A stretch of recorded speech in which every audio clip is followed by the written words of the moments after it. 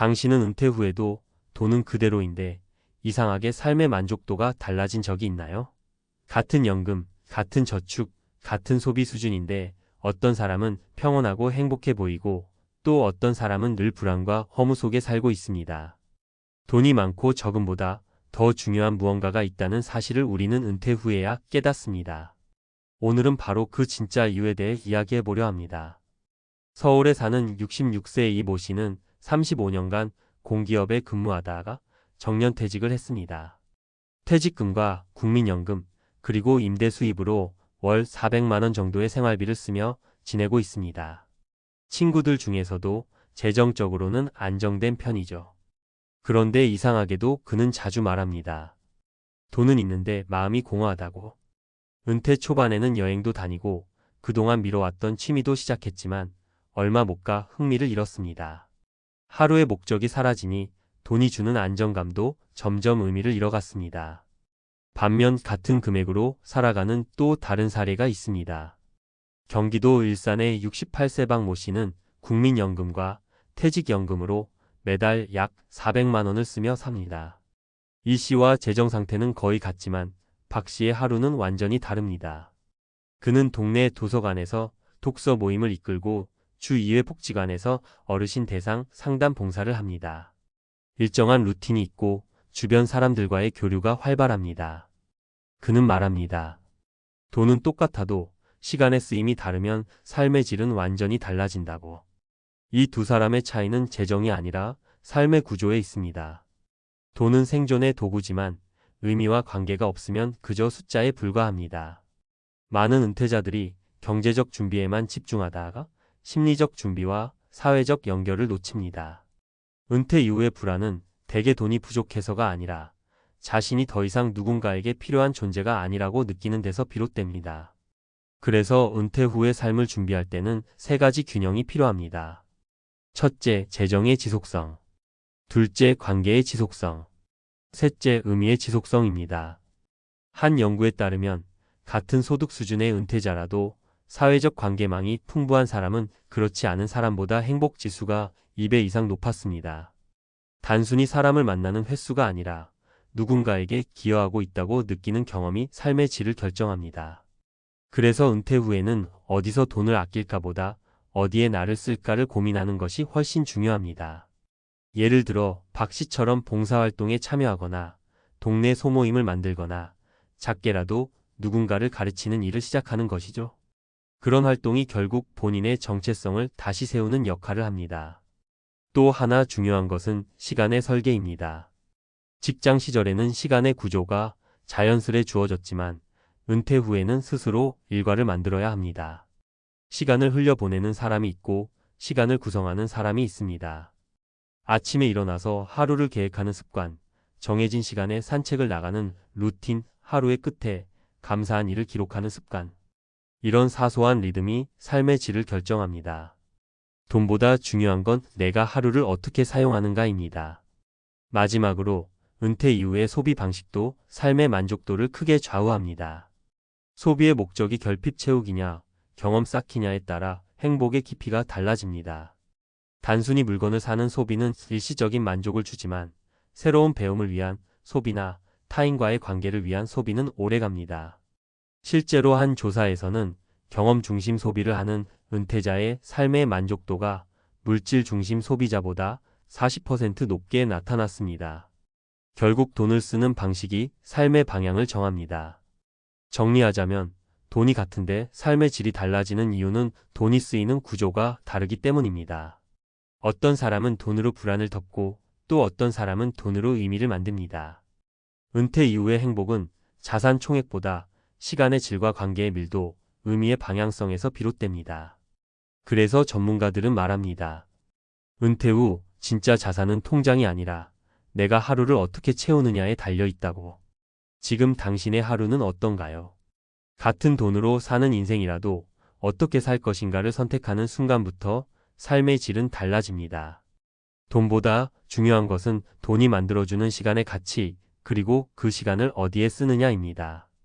은퇴는 경제의 끝이 아니라 삶의 재구성입니다. 결국 행복한 노년은 더 많은 돈이 아니라 더 잘 설계된 하루에서 시작됩니다.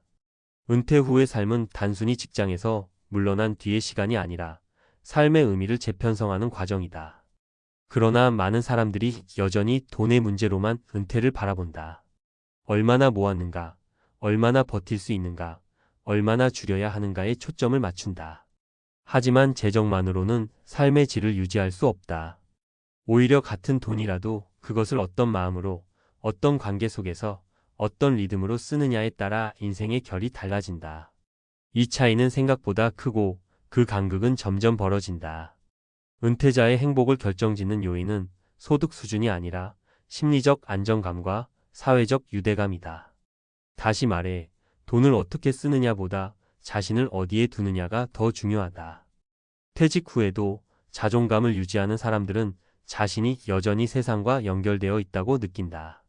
반면 사회와 단절된 사람들은 어느새 자신을 쓸모없다고 느끼며 같은 금액의 연금을 받아도 불행을 경험한다. 서울 마포구의 67세정 모 씨는 매달 국민연금과 임대수입으로 약 450만 원을 받는다. 경제적으로는 부족함이 없다. 그러나 그는 늘 불안하다고 말했다. 이 돈이 언제까지 유지될까? 내가 병이라도 걸리면 어쩌나.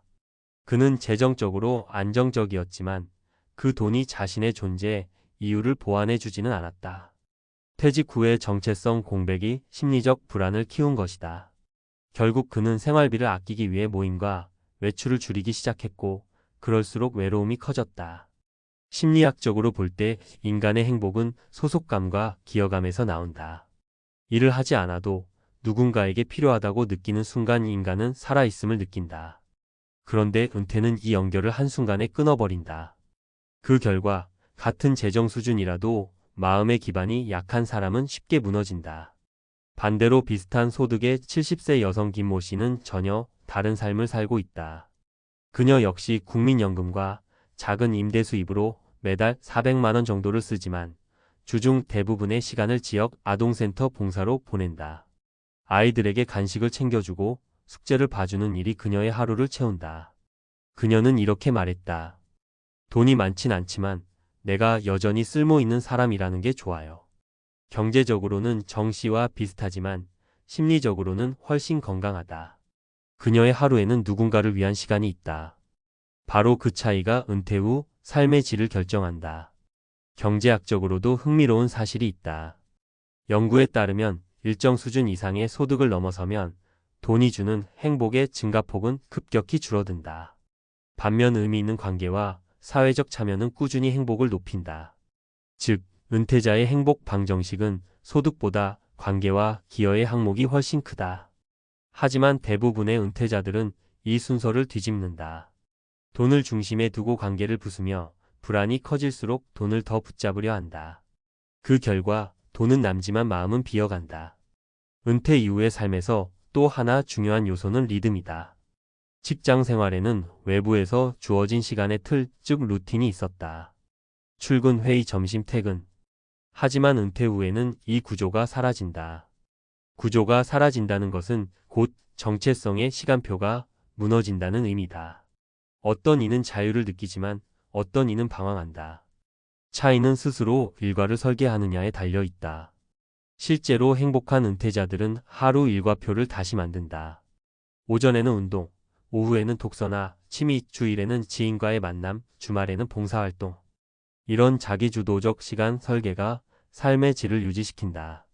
반면 아무 계획 없이 시간을 흘려보내는 사람은 어느새 무기력과 우울감에 빠진다. 또한 은퇴 후 소비의 성격도 중요하다. 소비는 단순히 돈을 쓰는 행위가 아니라 자신이 누구인지를 표현하는 언어다. 어떤 사람은 소비를 결핍을 채우는 수단으로 사용하고 어떤 사람은 자아를 확장하는 기회로 쓴다. 은퇴 후에 행복한 사람들은 자신에게 의미 있는 소비를 한다. 새로운 기술을 배우기 위한 강좌 수강, 건강을 위한 운동기구 구입, 가족과의 여행, 봉사단체 후원 등 그 소비는 나를 더 나답게 만드는 방향으로 쓰인다. 반면 불행한 은퇴자들은 소비를 외로움의 대체제로 쓴다. 무의미한 지출, 과시형 소비, 감정 해소용 쇼핑이 반복되며 금세 후회로 바뀐다. 돈의 흐름이 삶의 의미와 연결되지 않으면 소비는 공허함을 더 크게 만든다. 심리학자들은 은퇴 이후의 삶의 질을 결정하는 핵심 요인을 세 가지로 정리한다. 첫째는 재정의 지속성, 둘째는 관계의 지속성, 셋째는 의미의 지속성이다. 재정은 생존을 위한 최소 조건이고, 관계는 정서적 안정의 기반이며, 의미는 존재의 이유다. 이 세 가지가 균형을 이루는 순간, 비로소 은퇴 이후의 삶은 풍요로워진다. 하지만 많은 사람들은 재정에만 매달린 나머지 두 축을 잇는다. 결국 돈은 그대로인데 삶은 점점 메말라간다. 은퇴 후 행복을 유지하기 위해서는 돈보다 심리적 안정을 우선적으로 관리해야 한다. 이를 위해 필요한 것은 내적 자산이다. 내적 자산이란 돈이 아닌 마음의 근육, 즉 자신감, 감정 조절력, 사회적 기술을 말한다. 외적 자산이 줄어들수록 내적 자산이 강해야 한다. 은퇴 초기에 이 균형을 잡지 못하면 불안은 빠르게 삶 전반으로 번진다. 그래서 전문가들은 조언한다. 은퇴 후 1년 동안은 재정 점검보다 삶의 구조를 먼저 설계하라고. 결국 같은 돈으로도 삶의 질이 달라지는 이유는 돈이 아니라 돈이 만들어내는 경험이 다르기 때문이다. 어떤 사람은 돈을 불안의 보험으로 쓰고 어떤 사람은 돈을 의미의 통로로 쓴다. 같은 금액이라도 그것이 만드는 감정의 깊이는 전혀 다르다. 행복한 은퇴자는 돈을 통해 자신을 표현하고 세상과 이어지고, 불행한 은퇴자는 돈을 통해 자신을 숨긴다. 그 차이가 시간이 지날수록 커지며 인생의 후반부를 결정한다. 교훈은 단순하다. 은퇴 후 진짜 부자는 통장이 아니라 하루의 쓰임으로 결정된다는 것이다. 돈이 많아도 시간의 방향이 없다면 불안이 쌓이고, 돈이 적어도 의미와 관계가 있다면 평온하다.